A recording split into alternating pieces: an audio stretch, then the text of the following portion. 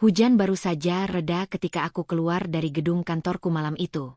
Jam di pergelangan tangan menunjukkan hampir 11, dan udara basah meninggalkan aroma aspal yang baru disiram langit. Aku menarik napas panjang, hari itu terasa begitu panjang. Lalu membiarkan layar ponsel menyala, memesan tumpangan pulang. Driver MU, Reno, akan tiba dalam 3 menit. Aku hanya ingin cepat sampai rumah, menutup pintu kamar, dan melupakan semuanya.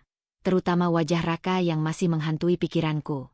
Perpisahan siang tadi begitu dingin, tanpa teriakan, tanpa air mata. Justru itu yang membuatnya menyakitkan. Sebuah sedan hitam berhenti di tepi jalan. Lampu depan memantulkan kabut tipis, membuat suasana seperti adegan film misteri yang seharusnya tidak kuperankan malam itu. Aku masuk ke dalam mobil. Aroma kopi hitam samar tercium dari holder di depan. "Selamat malam, Mbak Alia." Suara itu berat namun terdengar tenang. Aku mengangguk, menatap pantulan wajahku di jendela. Lelah, mata sembab, bibir pucat. Mobil mulai meluncur, meninggalkan lampu kota satu persatu, seakan membiarkan gelap memeluk kami sepenuhnya. "Baru pulang kerja?" tanyanya sekadar basa-basi. "Iya," jawabku pendek. Tak ingin berbicara, tapi keheningan justru membuat jantungku berdetak makin keras. Entah kenapa, suara pria itu di balik kaca spion terdengar terlalu tenang. Terlalu asing di tengah sunyi yang menelan mobil kami.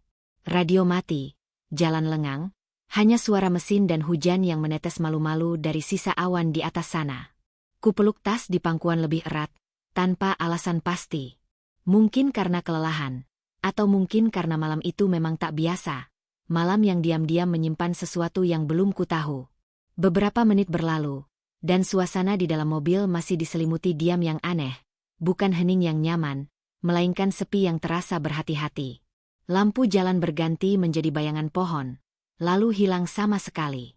Aku menatap ke depan, lalu ke kanan, mencari sesuatu untuk mengalihkan pikiran. Di kantong pintu ada beberapa batang permen, tersusun rapi di wadah kecil. Di dashboard tergantung foto seorang anak perempuan berumur mungkin 5 tahun. Pipinya tembam, senyumnya terlalu manis untuk malam sekelam ini. Di udara tercium samar wangi bunga melati. Bukan parfumku, bukan pengharum mobil biasa. Ada kehidupan lain di dalam mobil ini, pikirku. Seseorang yang ditinggalkan, atau seseorang yang menunggu? "Permennya boleh diambil, Mbak, kalau mau." Suara Reno memecah lamunanku. Aku tersenyum sopan, menolak halus. "Terima kasih." Biasanya penumpang malam suka minta satu. "Biar gak ngantuk," katanya lagi, ringan. Cara bicaranya tenang, seakan tak terburu-buru mengejar apapun. Aku menatap pantulan wajahnya di spion. Mata yang dalam, ada kelelahan yang coba disembunyikan. "Anak di foto itu cantik sekali," ujarku pelan. Dia hanya mengangguk kecil, senyum yang tak sampai ke mata. Percakapan kami putus di sana, menyisakan jeda yang menggantung. Aku kembali menatap foto itu, kemudian pada tanganku sendiri yang bergetar di pangkuan. Mungkin aku hanya butuh seseorang untuk mendengar. Batinku lirih, bahkan jika dia hanyalah pengemudi tanpa nama. Mobil melaju pelan, menembus malam yang kini terasa sedikit lebih penuh, bukan oleh suara, tapi oleh kehadiran 2 orang asing yang sama-sama tidak ingin pulang terlalu cepat. GPS di layar depan tiba-tiba berbunyi pelan, memberi arah baru. "Ada kemacetan di rute utama," kata Reno tenang, jarinya menyentuh layar. "Kalau lewat jalan kecil di depan, bisa lebih cepat 15 menit. Aku mengangguk tanpa berpikir. Tapi ketika mobil berbelok ke sebuah jalan sempit yang tampak asing, dadaku mulai terasa aneh. Lampu jalan menghilang satu persatu, digantikan bayangan pepohonan yang menunduk seperti rahasia. "Ini lewat mana, ya?" tanyaku hati-hati. "Masih aman, Mbak. Saya sering lewat sini," jawabnya, matanya tetap ke depan. Angin malam menelusup lewat celah jendela. Aku menatap lurus ke depan, tapi pandangan dipenuhi kilat-kilat lampu kendaraan yang makin jarang lewat. Aplikasi di ponselku kehilangan sinyal. Titik lokasiku berhenti di layar, beku seperti waktu. Tiba-tiba terdengar bunyi klik tajam, suara pintu yang terkunci otomatis. Seketika jantungku melompat ke tenggorokan. Bunyi klik dari kunci otomatis terdengar seperti jerat yang menelan nafasku. Tanganku refleks meraih pegangan pintu, mencoba memastikan. Tapi benar, terkunci. Nafasku memburu. Kenapa dikunci? Tanyaku. Berusaha terdengar tenang tapi suaraku bergetar. Reno tidak langsung menjawab. Ia hanya menatap kaca spion sebentar, kemudian berkata pelan. Otomatis, Mbak. Kalau kecepatan di atas 60, pintunya memang mengunci sendiri. Tapi mobil ini tidak melaju cepat. Hanya terasa cepat karena jantungku memukul begitu keras. Aku menatap jendela. Hanya ada gelap di luar sana. Malam merapat ke kaca, seolah ikut mengintip dari sisi jalan yang salah itu. Mobil tiba-tiba melambat, lalu berhenti di tepi jalan yang sepi. Suara mesin masih hidup, berdengung pelan, seperti napas yang enggan terputus. Aku menelan ludah, bersiap kalau-kalau harus turun dan berlari. Tapi Reno hanya mematikan lampu utama, membiarkan kabin diterangi sinar redup dari panel dashboard. Mbak Alia, katanya pelan, mencoba menatapku melalui spion. Maaf, sepertinya saya bikin ibu takut. Aku diam. Jari-jariku masih mencengkeram tas terlalu keras. Pintu itu terkunci otomatis. Benar. Tapi saya juga sengaja biarkan tetap begitu. Ia menarik napas panjang, wajahnya setengah tertutup bayangan. Sejak malam itu, saya gak bisa lagi biarin mobil ini terbuka waktu jalan. Aku mengernyit, belum mengerti. Reno menoleh sebentar. Dalam cahaya samar, mata itu tampak merah, lembab. 8 bulan lalu, suaranya pecah tipis. Anak saya naik mobil online. Malam juga seperti ini. Saya terlambat jemput. Supirnya gak pernah sampai rumah. Dan dia gak pernah pulang. Keheningan jatuh seperti tirai berat. Aku merasa dadaku ikut sesak. Dia menahan napas sesaat, lalu menunduk. Aku mengunci pintu karena dulu aku lambat menutupnya. Dan kehilangan anakku untuk selamanya. Aku menatap foto kecil gadis di dashboard. Senyum mungil yang tadi tampak manis kini terasa menusuk. Segala ketakutanku berubah bentuk, menjadi rasa lain. Kasihan, kehilangan, penyesalan yang entah milik siapa. Reno mengusap wajahnya, lalu menyalakan kembali lampu tengah. Maaf, saya cuma gak mau hal buruk terulang, gumamnya. Di tengah gelap itu, 2 orang asing duduk dalam diam, masing-masing memeluk luka yang akhirnya saling mengenal. Hujan kembali turun perlahan. Butir-butirnya menari di atas kap mobil, menciptakan irama lembut yang menghapus sisa kecanggungan di antara kami. Aku melihat Reno menatap lurus ke depan. Tangannya masih di kemudi, diam namun jauh dari tenang. Entah keberanian dari mana, aku akhirnya membuka suara. Aku juga kehilangan sesuatu. Dia menoleh sedikit, menunggu tanpa memotong. Bukan seseorang yang meninggal, lanjutku lirih, tapi rasanya hampir sama. Tunanganku. Berselingkuh tepat 2 minggu sebelum pernikahan. Sejak itu, aku kerja sampai larut tiap hari, biar gak sempat mikir apa-apa. Reno menghela napas berat, seperti ikut merasakan beban yang tiba-tiba kutuang di antara kami. Sakit ya, kalau yang kita percaya pergi begitu saja. Aku mengangguk.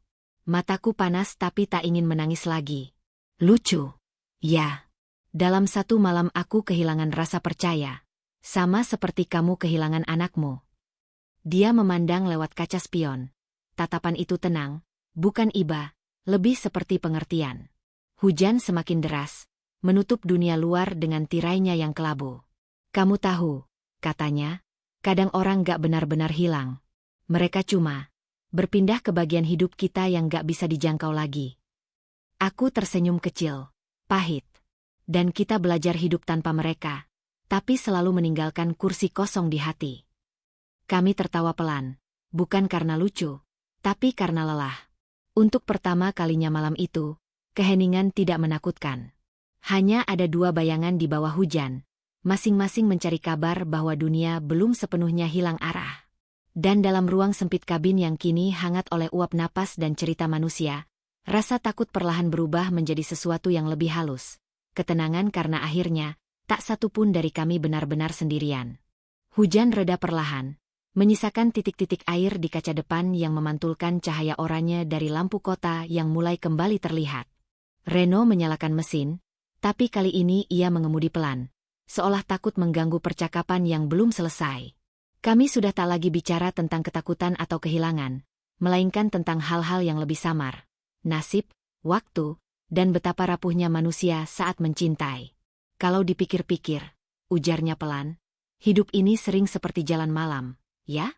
Kadang salah belok, kadang harus berhenti dulu biar tahu arah selanjutnya. Aku tersenyum, mengamati air hujan yang menetes dari kaca spion. Dan kita gak pernah benar-benar tahu siapa yang akan naik ke mobil kita, atau siapa yang akan pergi selamanya. Ia tertawa kecil, suaranya serak tapi hangat. Kadang, orang asing di kursi depan bisa lebih jujur daripada mereka yang kita cintai bertahun-tahun. Ucapan itu menggema di kepalaku lama sekali. Mungkin karena benar. Aku baru sadar betapa mudahnya aku berbagi luka pada seseorang yang bahkan tak kukenal 2 jam lalu. Tak ada penilaian, tak ada beban. Hanya 2 manusia yang kebetulan menatap arah yang sama untuk sementara waktu. Mobil mulai memasuki jalan utama lagi. Lampu-lampu kembali berjejer, seolah menuntun kami keluar dari gelap. Aku menatap pantulan wajahku di kaca jendela. Tak lagi tampak pucat. Ada sedikit warna, entah dari lampu jalan atau dari sesuatu yang perlahan perih tapi menyembuhkan di dada. Sepanjang jalan pulang, tak banyak kata diucapkan. Hanya diam yang tidak lagi menakutkan. Diam yang rasanya seperti doa kecil bahwa mungkin, setelah semua kehilangan ini, masih ada cahaya di ujung setiap jalan yang salah. Lampu sebuah minimarket menandakan aku hampir sampai di kawasan apartemenku. Jarum jam sudah melewati tengah malam. Kota mulai kembali sunyi, menyisakan suara ban mobil yang menggilas jalanan basah.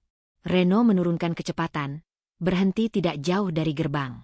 Sudah sampai, Mbak Alia, katanya lembut, mematikan radio yang sedari tadi hanya berbisik pelan.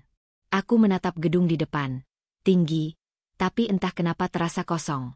Rasanya berat meninggalkan keheningan yang barusan berubah menjadi tempatku bernaung sesaat. Iya, terima kasih sudah mengantar, ujarku, meski suaraku nyaris tak terdengar. Reno hanya mengangguk, lalu menatap gelas kopi dingin di cup holder. Hati-hati ya. Dunia malam kadang lebih jujur dari siang, tapi tetap saja gelap. Kami tertawa kecil, mempermainkan kalimat itu tanpa makna pasti. Diam kembali turun di antara kami, tapi bukan diam yang canggung, melainkan semacam penutup lembut dari kisah yang tak butuh janji apa-apa. Ketika aku membuka pintu, udara lembab menyusup masuk, membawa aroma tanah dan sisa hujan. Reno mencondongkan badan sedikit, mengambil sesuatu dari dashboard. Sebatang permen dari wadah kecil yang tadi sempat kulihat. Untuk manis yang tertinggal, ucapnya, menyerahkan padaku sambil tersenyum tipis. Aku menerimanya. Begitu sederhana, tapi dadaku serasa penuh. Terima kasih. Untuk malam ini, kataku. Tatapan kami bertemu sebentar. Cukup lama untuk saling mengucapkan kata yang tak diucapkan. Tidak ada sentuhan, tidak ada janji lanjutan. Hanya rasa saling mengerti bahwa beberapa pertemuan cukup berhenti di sini, tepat sebelum fajar menelan rahasia malam. Ketika mobil berhenti, aku sadar kadang pertemuan tak harus berlanjut untuk tetap berarti. Aku melangkah keluar, menatap sedan hitam itu perlahan menghilang di tikungan, meninggalkan bayangan cahaya merah yang rasanya hangat, sehangat kesempatan kecil untuk percaya kembali pada kebaikan. Matahari menembus gorden kamar seperti sapaan lembut setelah malam panjang. Tak ada lagi suara hujan, hanya kicau burung yang terasa asing di telinga karena sudah lama aku tak bangun tanpa beban. Tubuhku masih letih, tapi hati, entah kenapa terasa ringan. Aku duduk di tepi ranjang, menatap ponsel di meja. Notifikasi pekerjaan, pesan teman, dan satu riwayat perjalanan dari aplikasi tadi malam. Namanya, Reno. Tanpa foto, tanpa nomor pribadi yang bisa kusimpan. Hanya catatan kecil di peta, seperti jejak samar yang membuktikan bahwa malam itu bukan sekadar mimpi. Aku tersenyum pelan. Kadang hidup memang memberi pelajaran lewat cara yang tak biasa. Pertemuan dengan orang asing yang tiba-tiba membuatmu berani jujur pada diri sendiri. Aku berjalan ke balkon. Udara pagi masih menyimpan sisa dingin dari hujan semalam, tapi sinarnya mulai hangat di kulit. Di bawah sana, jalan yang semalam pekat kini terlihat biasa saja. Ramai, terang, tanpa misteri. Malam itu menakutkan, kataku pelan, seolah seseorang bisa mendengar. Tapi justru di sana aku menemukan diriku kembali. Mungkin semua manusia memang pernah hilang, hanya berbeda seberapa jauh rutenya sebelum menemukan arah pulang. Dan kadang, arah itu tak datang dari orang terdekat, melainkan dari seseorang yang bahkan tak akan kita temui lagi. Aku menatap permen kecil di atas meja, satu-satunya kenang-kenangan dari perjalanan itu. Kertas pembungkusnya berkilau terkena cahaya pagi. Aku menghela napas pelan, lalu tersenyum penuh syukur. Hari baru dimulai, dan untuk pertama kalinya dalam waktu yang terasa lama, aku siap menghadapinya, tanpa takut gelap, karena kini aku tahu, cahaya selalu menunggu di ujung jalan, bahkan setelah malam yang paling asing sekalipun.